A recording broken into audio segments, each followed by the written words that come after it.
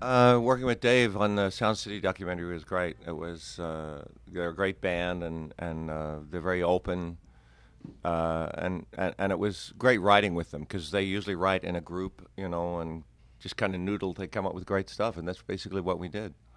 Um, and really happy with the song that we came up with. I think it's one of the better ones on the album, and we'll be doing it tonight. We do it tonight.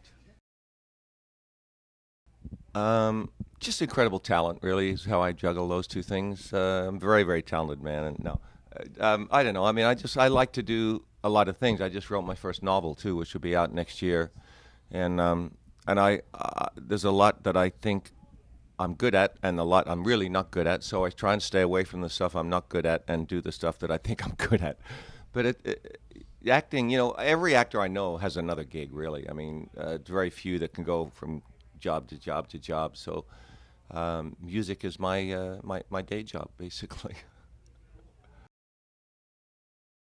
Um, yeah, it's very actually been likened pretty quite a bit to the Foo Fighters sound. It's a very kind of similar high energy rock and roll sound, and I think it's one of the better albums I've done.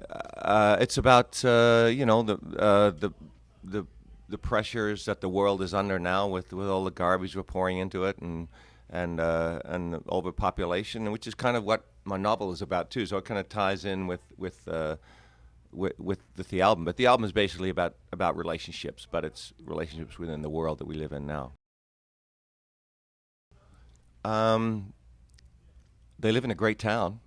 The fans in Milwaukee live in a great town, and the girls are very hot. And it must be the water. What's the lake?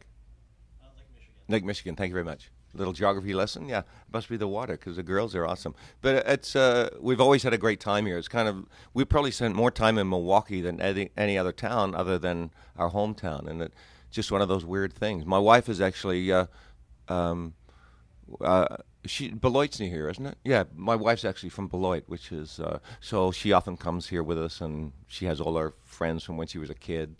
So it's like almost like my hometown in America, within America.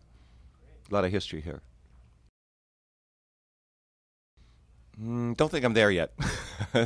uh, First time I felt like a rock star. I don't know. I mean, I don't know what I thought a rock star was, but I probably had something to do with girls because that's really what a young guy gets into it for initially.